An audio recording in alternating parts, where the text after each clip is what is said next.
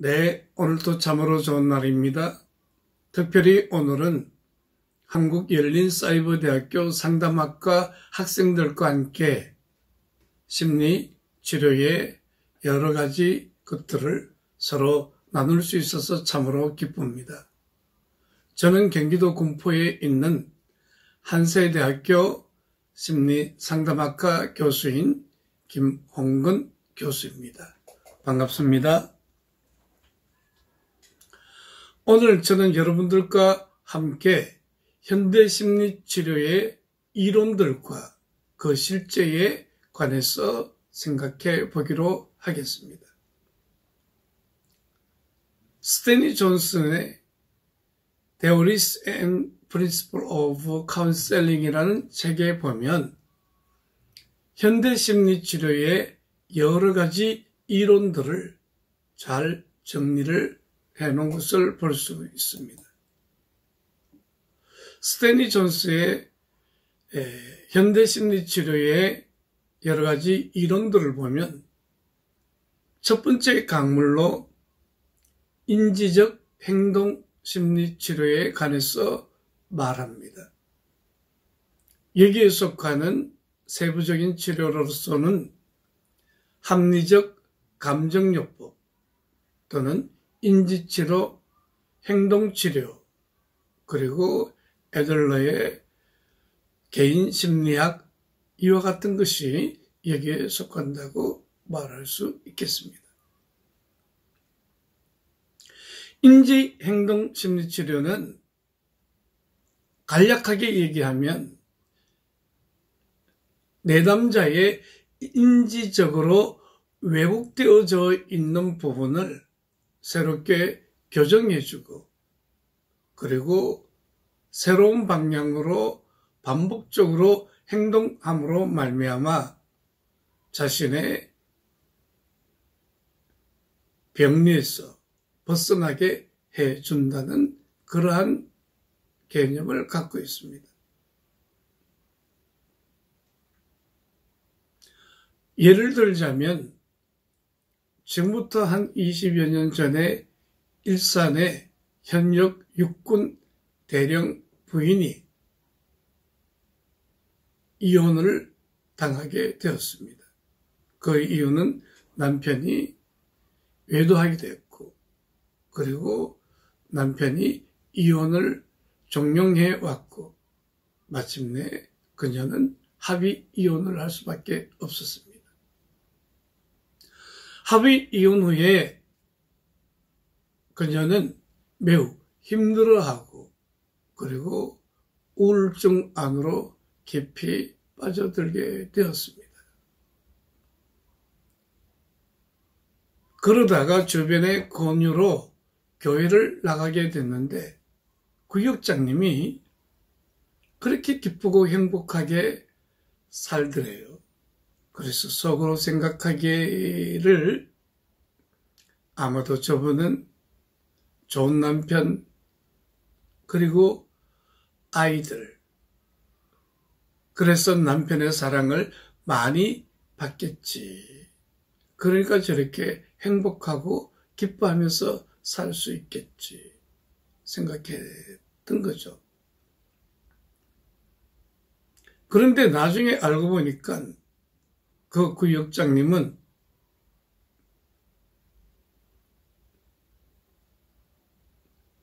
남편과 이혼을 하게 되었고 그런데 너무 가난하게 아이들과 함께 살고 있는 거예요. 그런데 자기 자신을 생각해 보니까 그 구역장님은 제대로 합의금을 받지도 못하고 이혼을 했지만 자신은 위자료를 엄청나게 많이 받았단 말이에요. 일산의 큰 평수의 아파트와 그리고 현금 3, 4억 그 정도의 돈을 받기도 했고 무엇보다도 자녀들이 둘 다 대학을 졸업한 상태에 있어서 이혼의 어려움이 그 구역장님에 비해서 현저히 강도가 약한 거죠. 그래서 구역장님하고 인지적으로 자신의 삶의 처지를 이래저래 비교해 봤더니 하나부터 10까지 다 자기가 더 좋은 조건이라는 것을 깨닫게 되었고, 저분도 저렇게 밝게 사는데 나도 이렇게 불행한 마음과 우울함 속으로 빠져들 이유가 없겠다 생각하고 새로운 삶을 살게 되었다는 그런 얘기를 들었습니다. 이와 같이 인지행동심리치료는 내담자의 인지적으로 왜곡되어져 있는 부분을 바르게 세워주고, 그리고 새로운 행동과 생각을 갖게 함으로써 변화를 초래하는 그런 심리치료요법이라고 하겠습니다.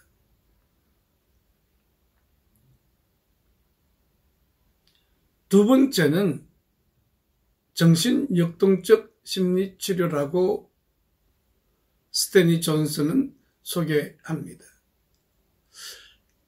다이나믹 사이코테라피는 먼저 칼 융의 분석적 심리치료 요법이 있고요.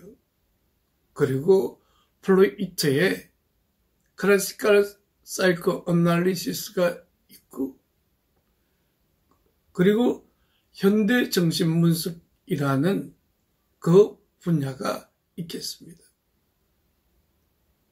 여기에는 오브젝트 릴레이션스 테라피, 대상관계 이론, 그리고 셀프 사이콜로지, 하인즈 코아스의 자기심리학, 특별히 대상관계 이론은 그 대표적인 학자로 멜라니 클라인, 위니캇, 그리고 페어벤, 건트립, 이런 학자들이 있겠고요. 그리고 지금은 윌프레드 비온 이론과 그리고 상호주관적 심리치료가 여기에 해당된다고 말할 수 있겠습니다. 프로이트의 위대한 발견이라고 한다면 인간 안에 무의식의 영역이 있어서 그 무의식은 빙산이 바닷속에 잠겨져 있는 그 엄청난 부분인데, 우리의 모든 의식적인 결정이나 인간관계나 정서를 경험하는 것은 모두 무의식의 영향을 받는다고 주장하게 되었던 것이죠.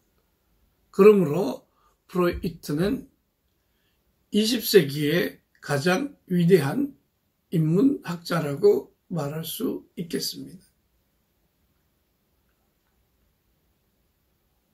그러나 칼 융은 프로이트의 제자였지만 그에게는 색다른 심리치료에 접근을 하게 됐는데, 그것은 분석심리치료라고 말해지는 것입니다. 특별히 칼 융에게 있어서 위대한 업적은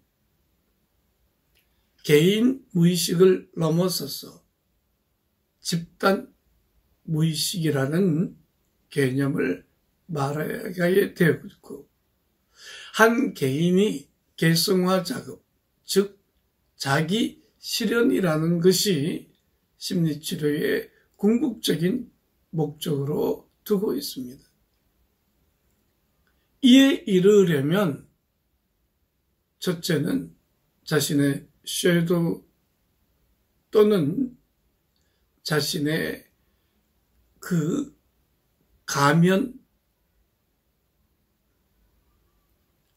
그리고 그 컴플렉스를 맞닥뜨리고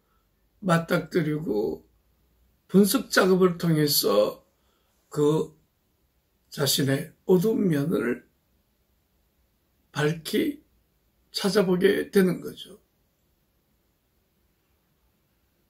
그리고 아니마와 아니무스의 합일, 그리고 나아가서는 세 번째 단계로 마법사, 현자에 해당되는 그와 같은 놀라운 통찰과 지각이 자기 안으로 들어오게 됨으로써 네 번째 단계인 이 세상의 고유한 존재로서 자기를 실현하는 그 자기 실현에 대해서 말하고 있습니다.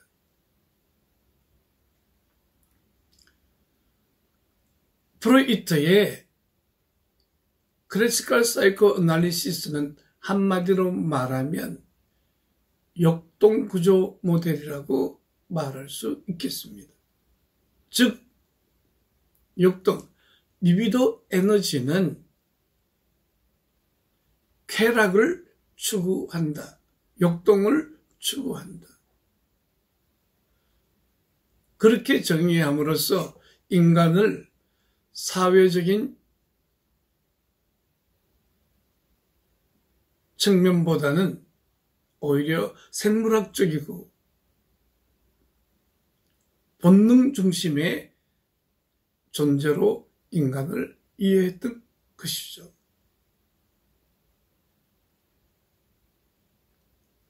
그러나 현대 정신분석학인 ORT, Object Relations Theory, 여기에는 그 접근 방법이 달라지게 됩니다. 리비도는 쾌락을 추구하는 것이 아니라 대상과의 관계를 추구한다.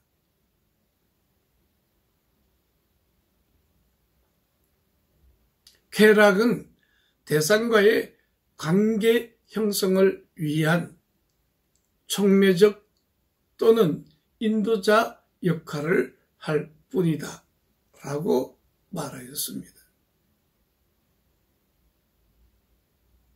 그러므로 인간을 역동구조 모델에서 관계적인 존재로 이해하게 된 것이죠. 역동이나 만족 추구는 그 관계성이 우선되어지고 또 관계를 위한 촉매 인도의 역할을 할 뿐이지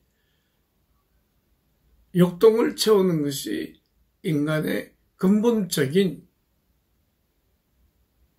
목적이 아니라는 것을 말하고 있는 것이죠.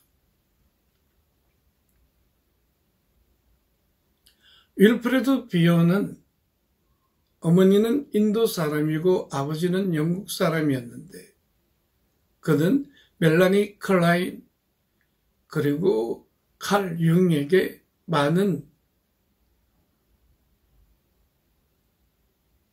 배움을 얻었으며 특별히 클라인에게 분석을 받기도 했습니다. 그는 어린 시절 인도에서 태어났기 때문에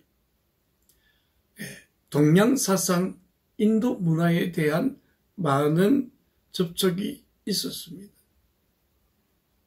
그러므로 윌프레드 비온의 이론은 동양 사상과 멜라니 클라인, 융 이렇게 매우 통합적이고 복합적인 이론들이 섞여 있어서 그 개념들이 매우 심오하다고 말할 수 있겠습니다.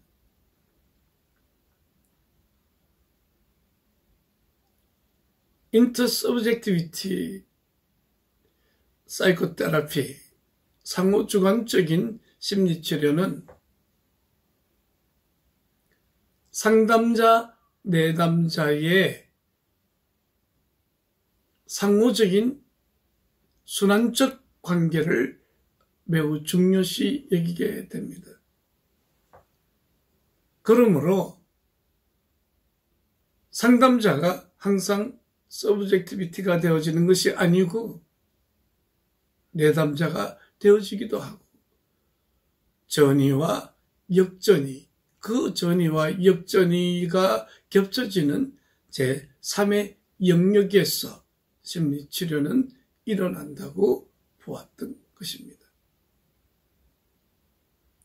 이렇게 정신분석 심리치료 안에도 이렇게 다양한 학파가 있는 것을 봅니다. 그 다음에 가족체계 치료라는 분야가 있는데요. 이것은 프로이트의 영향을 받은 에크만이라는 사람이 사회학적 체계 이론과 같이 합쳐서 가족의 시스템을 중심으로 그 개념들이 펼쳐지는 것을 말합니다. 그러므로 가족체계 치료는 정신분석학에서 나온 새로운 하나의 치료적인 작은 강물이 된다고 말할 수 있겠습니다. 세 번째 큰 강물은 휴메니틱 사이코테라피에 해당되겠습니다. 여기에는 게스탈트, 교류분석, 실존주의, 또 어미요법 나아가서는 로저스의 내담자 중심 요법, 인간 중심 요법, 이것이 여기에 해당된다고 말할 수 있겠습니다.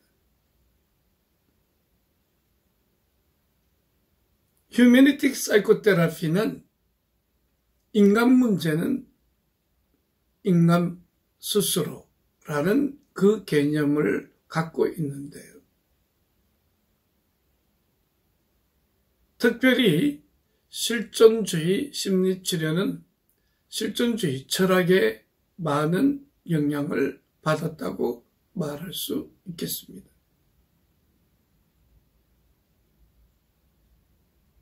그래서 실존주의 어미요법은 한 개인이 이 세상을 살면서 한 개인만이 지니는 그 고유성을 발견하고 자신의 셀프, 무엇을 하여야 하며 어떻게 살아야 하며 자신의 소명이 진정으로 무엇인가를 온전하게 깨달아서 자신의 삶을 보편적인 삶을 사는 것이 아니라 자신의 고유성을 따라서 고유한 소명을 따라서 그와 같이 의미 추구를 하게 될 때 치료적인 일이 일어난다고 생각한 거죠.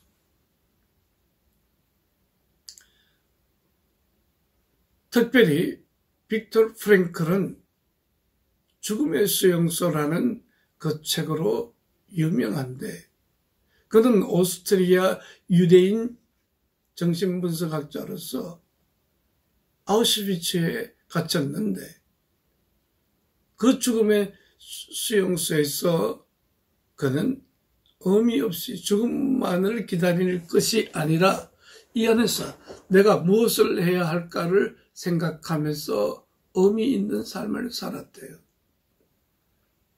힘든 수용소 생활 가운데서 때로는 상담을 하기도 하고 때로는 암암리에 들어온 약으로 사람들의 건강을 병든 몸을 치료하기도 하는 일로 보냈고 특별히 빅터 프랭크는 산을 좋아해서 오스트리아 알프스에 올라서서 그 알프스 산맥의 그 산들의 아름다운 경치를 생각하며 그렇게 잠들곤 했답니다.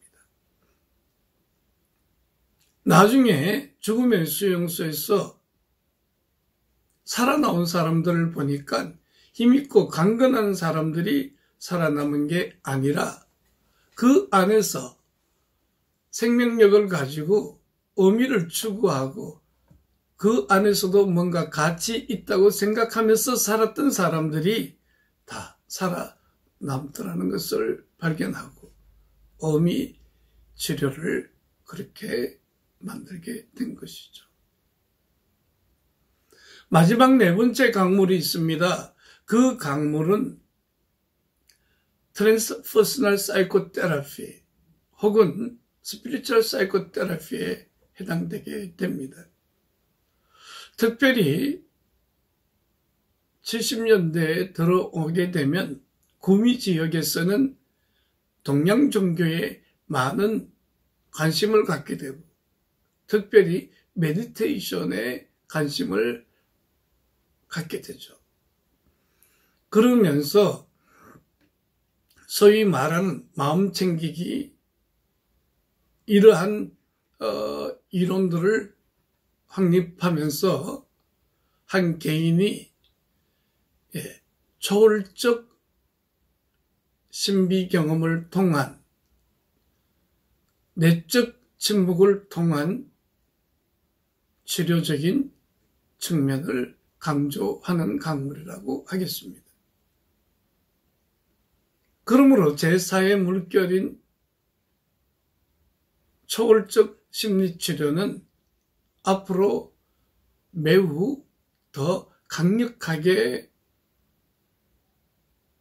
펼쳐져 가게 된다는 것이죠.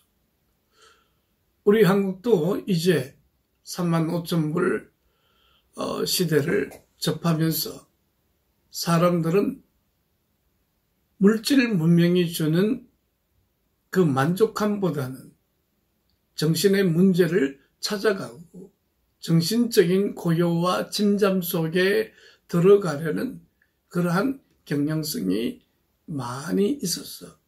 특별히 이 명상치료 요법에 대한 관심을 많이 갖고 있는 것을 봅니다.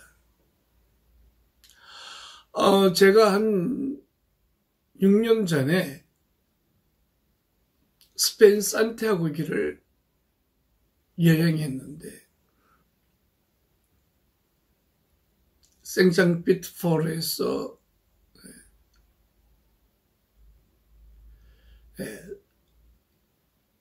약 800km의 길을 떠나게 됐는데요. 소위 도미토리 알베르게라는 곳이 있는데 그곳은 우리 돈으로 7불, 8불 그러니까 10,000원 정도를 주게 되면 15,000원 정도 주게 되면 하룻밤을 묵을 수 있어요. 그 숙소에 오늘 저녁에 메디테이션이 있으니까 참석하라고 해서 가보았어요. 정말 서양 사람들이 아마 그들은 크리스찬 메디테이션을 하는 것 같은데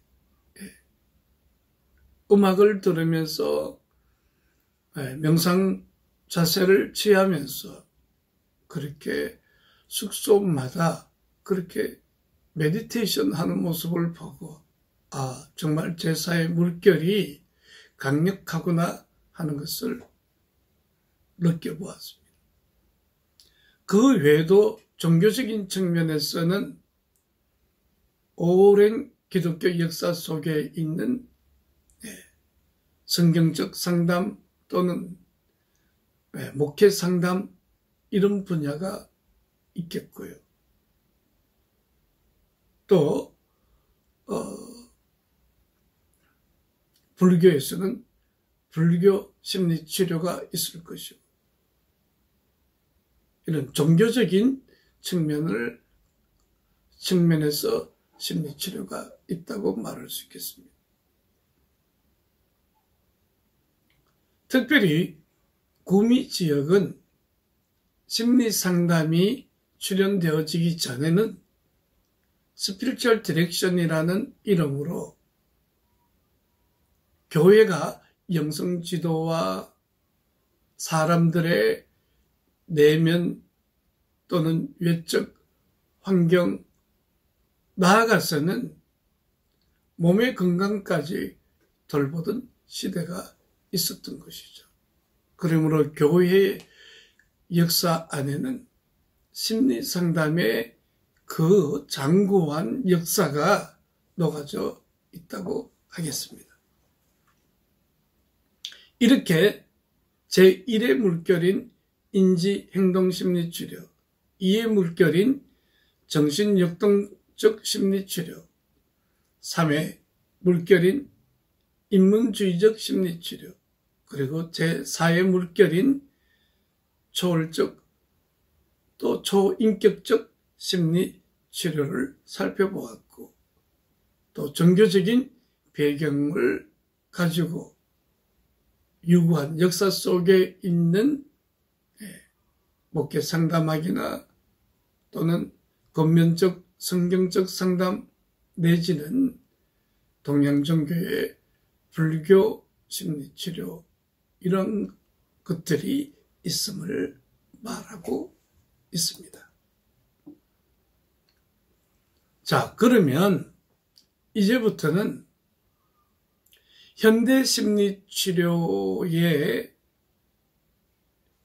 여러 가지 이론들을 살펴보았는데, 저는 정신분석학 안에서 대상관계 이론과 또 융심리학과 특별히 윌프레드 비욘 상호주관적 정신분석학에 관심을 많이 가지고 있는데요.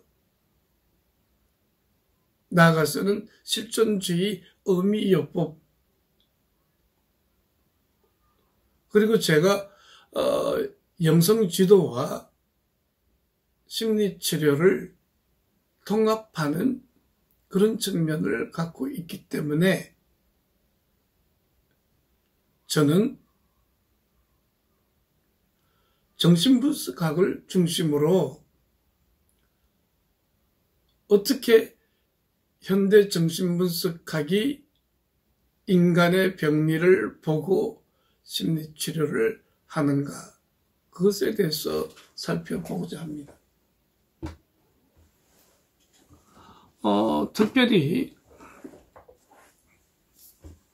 제가 쓴 책, 눈출판사에서 나온 관계라는 책이 있는데요. 이 책은 부제처럼 대상관계 이론과 관계경성으로 본 인간의 관계성에 대해서 설명하고 있거든요. 그래서 저는 특별히 관심 있는 분야가 영성지도와 심리치료, 즉 대상관계 이론과 관계영성으로 인간의 관계성을 살펴보는 그런 학문 분야에 관심이 많습니다. 기회가 되신다면 관계라는 저의 책을 한번 읽어보시면 좋겠습니다.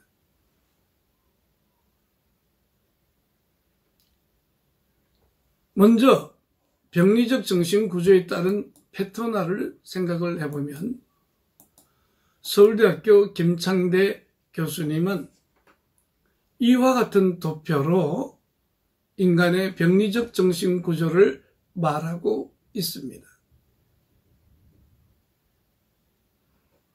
내가 어떤 갈망의 자리, 이상화의 자리에 놓여 있다는 것은 상대적으로 결핍과 부재가 많았기 때문에 그 갈망의 자리, 이상화 자리에 매달린다는 것이에요. 즉, 결핍과 부재의 자리는 두려움과 불안의 자리라고 말할 수 있겠어요. 예를 들면 사람들에게 인정과 반영과 그리고 칭찬에 대한 매달림, 사람들로부터 뭔가 찬사받는 것에 대해서 내가 갈망하고 매달려 있다면 이러한 부분이 생애 초기에 결핍되어지고 부재되어졌기 때문에 강력하게 그곳에 매달려 있다고 서울대학교 김창대 교수는 말하고 있죠. 그러면 나는 이 갈망의 자리와 결핍과 부재의 자리에서 뭔가 어떤 하나의 패턴을 형성하게 되는데 병리적 정신 구조에 따르는 패턴화가 만들어지게 되죠. 그래서 나는 사람들을 돕기를 잘하고 공동체 안에서 굳은 일을 도맡아 하려고 하고 한 걸음 더 나아가면은 내 자신을 먼저 챙기기보다는 다른 사람을 먼저 생각하고 사람들에게 자신을 쉽게 허락해버리고 봉사와 헌신이라는 이름으로 희생하는 그러한 패턴을 통해서 자신의 초기 결핍되어졌던 부재되어졌던 그 갈망하는 것을 채워넣는 것을 볼 수 있겠습니다.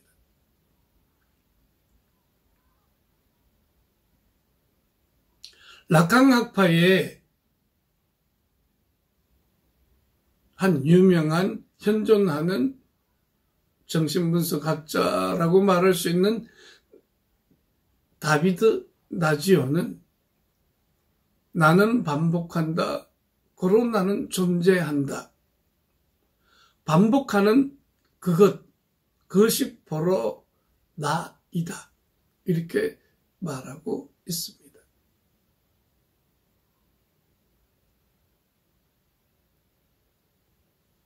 그러므로 인간은 병리적 정신 구조가 형성되어지고 그리고 거기에 따르는 정신적, 원신적, 즉 패턴화되어져 있는 정상이나 행동이나 관계가 반복되어지면서 또 자식들에게까지 그 반복적인 것들이 흘러 내려가는 것을 보게 됩니다. 그러므로 김창대 교수는 이 간결한 기호 하나로 인간의 정신병리를 매우 심플하게 설명해주고 있다고 말할 수 있겠어요. 예를 들자면 이런 원형이 있다고 칼 융은 말합니다. 순수주의. 이들은 회피하고 방관하는데 자신의 삶을 중심에 놓게 되는 거죠. 즉 그들은 부조리에 눈을 감는다. 좋은 게 좋은 것이다. 그러므로 순수주의라는 이 병리적인 패턴 안에는 사실 좋은 게 좋은 것이 아니라 내적으로 두려움이 있기 때문에 그야말로 모든 것을 다 좋게만 생각해 버리려는 그런 경향성을 우리들에게 말하고 있습니다. 미국에서 한 여성이 성폭행을 당하고 칼에 찔려 죽어가게 되어졌는데 이와 같은 광경을 창문을 통해서 본 10세대가 넘는 사람들이 그 광경을 보았지만 한 사람도 성폭행당하고 죽어가면서 살려달라고 외치는 한 여성을 도와주지 않았고 신고조차도 하지 않았어 결국은 죽음에 이르게 되었다는 것입니다. 이것은 스스로 회피하고 방관하고 합리화시켰어. 아마 내가 신고하지 않아도 누군가 할 거야. 세상은 그렇게 좋고 아름다운 것이니까. 그러한 순수라는 병리적인 패턴 방어 기제를 통해서 자신이 그렇게 숨는 것이죠. 칼 융은 고와 원령이 있다고 말합니다. 이는 홀로 남겨진 듯한 외로움, 그래서 매우 강력한 의존을 말하는데요.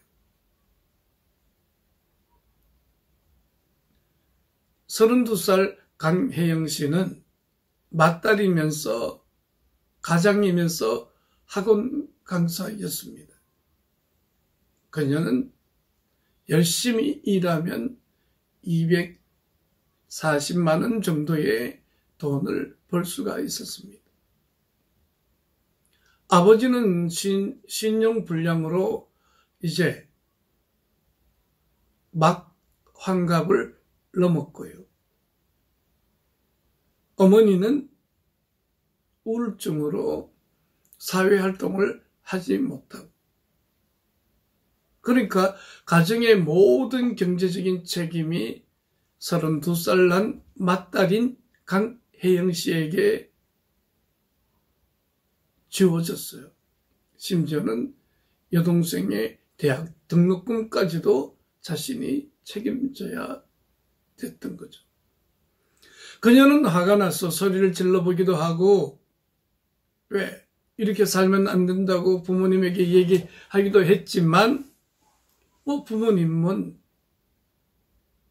능력이 없다, 그리고 무기력으로 보이니까 자기라도 정신 차리고 살아야 되겠다 생각하고 사람들에게 기대하지 않고 홀로 외롭게 부모가 있지만 고아처럼 스스로 외톨이가 되어서 살아가던 중에 어느 날 지하철을 타고 가다가 지축역에서 잘못 내렸는데, 그 지축역은 지하에서 지상으로 나오는 역인데요. 거기서 산들바람이 부는 거예요. 그래서 벤치에 앉아서 북한산을 보는데 그것이 자기에게 엄청난 위로가 되어서 그녀는 힘들 때마다 지축역 그 벤치에 앉아 있게 되면 누가 자기를 말 거는 사람도 없고 사람들이 있다고 왔다 갔다 하지만 전혀 부담스럽지 않고 저 멀리 보이는 북한산은 또 산들 부는 바람은 뭔가 자기를 포근하게 안아주는 느낌이 든다고 얘기를 해요.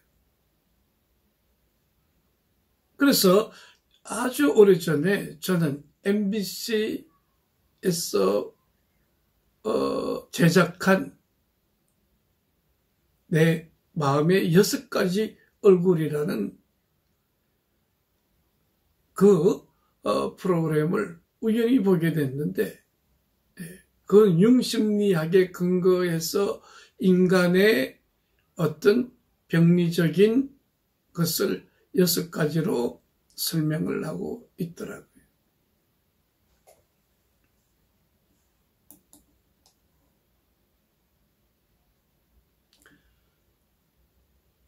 그 다음에는 방랑자 원령이 있습니다.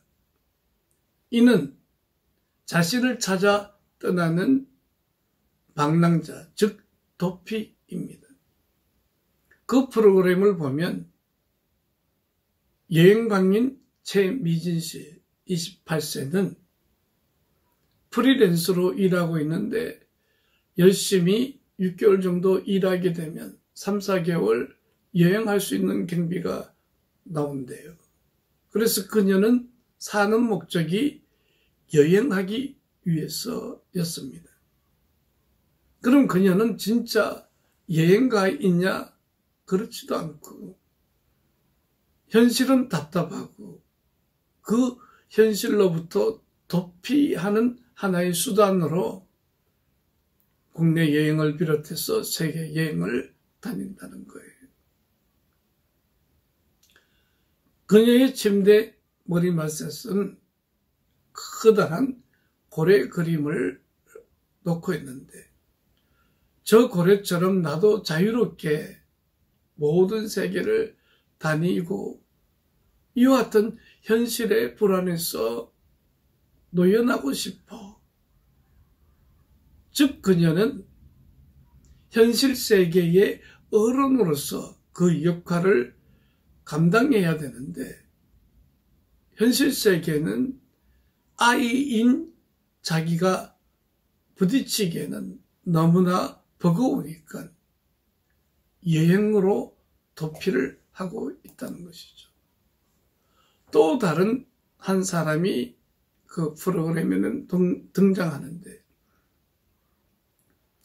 공무원 시험 준비하는 박형철 씨 37세. 그는 아버지가 공무원으로 정년퇴직을 하셨어요. 그래서 부모를 복양해야 된다는 그런 짐은 전혀 없어요. 그는 본래 사법고시를 하다가 공무원 시험으로 바꿨는데 사실 공무원이 되려고 공무원 시험 공부를 하는 것이 아니라 그냥 백수로 살기는 남들 시선도 있고 하니까 공시생으로 뭔가 노령진 원룸에서 그렇게 공무원 시험을 준비한다고 하지만 사실은 그것으로 도피되어져 있는 거죠. 최근에 공무원 시험이 나이 제한이 없음으로 말미암아 그는 더 이와 같은 불안에서 놓여지게 되었어요. 그래서 결승점이 없는 끝없는 마라톤처럼 달려갈 뿐 뭔가 되고자 하는 마음 전혀 없이 방랑자, 도피자로서 삶을 산다는 거예요.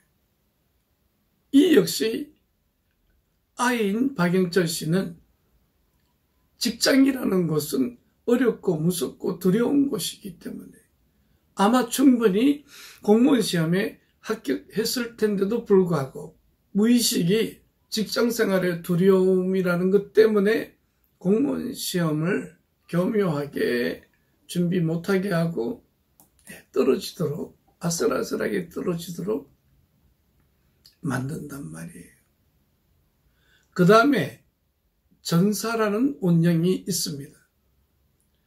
현대인들은 전투적으로 삶을 살죠. 경쟁하는 사회죠. 무가치한 존재가 되는 것에 대해서 사람들은 두려워합니다.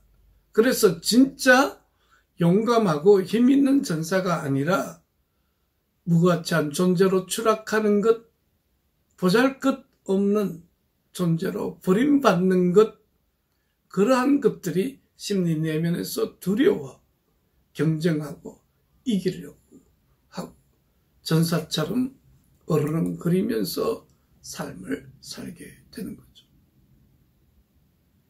그 다음에 나오는 원형은 희생자 역할을 하는 거예요. 즉 이타주의입니다.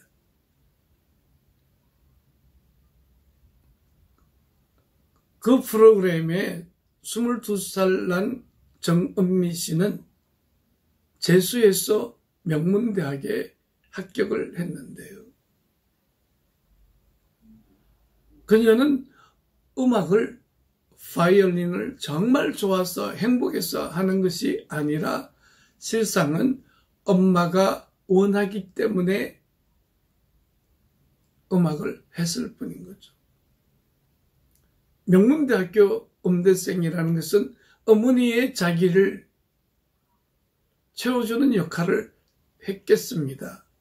그러나 그녀는 사실 주체적으로 삶을 사는 것이 아니라 어머니의 욕구에 맞추어서 이타적으로 사는 것이죠.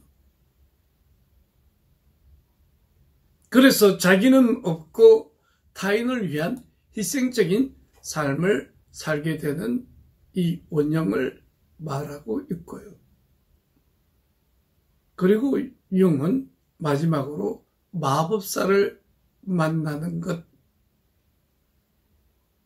그래서 주체적으로 삶을 사는 것을 말하고 있는데요.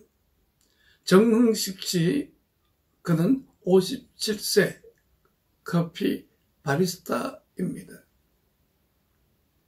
그는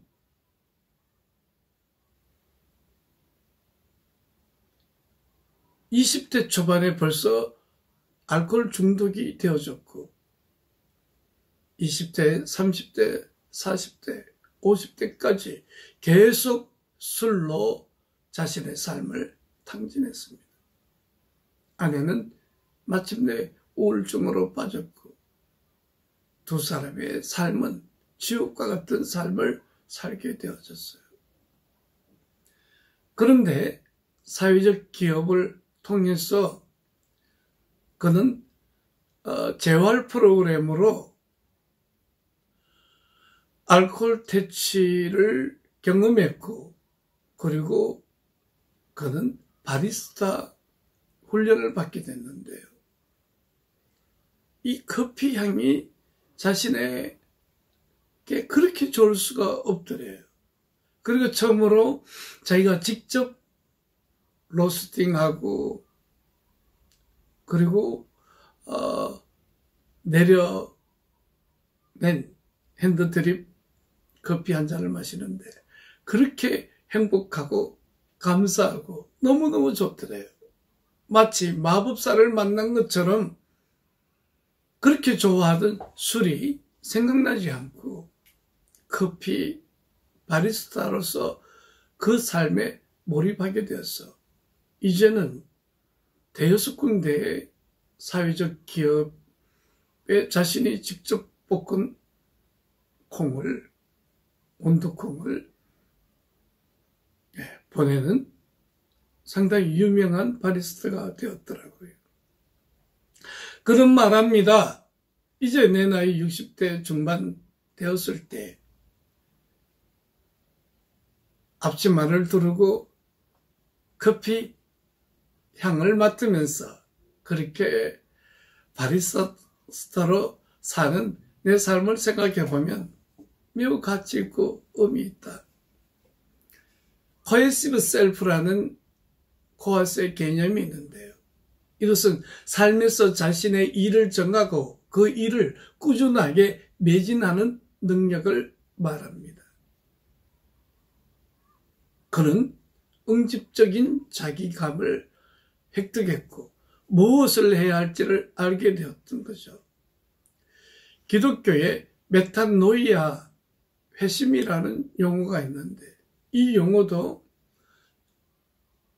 성령과의 만남을 통해서 메타노이아가 되었을 때 새로운 삶을 살게 되는 것을 말하고 있어요. 성 어거스틴이 그러야 했고 성 프란체스코도 역시 한순간에 이런 마법처럼 경험하는 메타노이아의 경험을 통해서 그 인생이 확 바뀌어져 버리는 모습을 볼 수 있습니다. 지금까지 우리는 현대심리치료의 여러 가지 이론들과 그리고 나아가서는 그 실제를 특별히 칼 융의 인간의 마음속에 숨겨진 얼굴 6가지를 통해서 설명을 해드렸습니다. 두 번째 시간에는 정신분석의 여러 학파들 안에서 인간의 정신병리의 원인과 또 치료 과정에 관하여 살펴보기를 원합니다.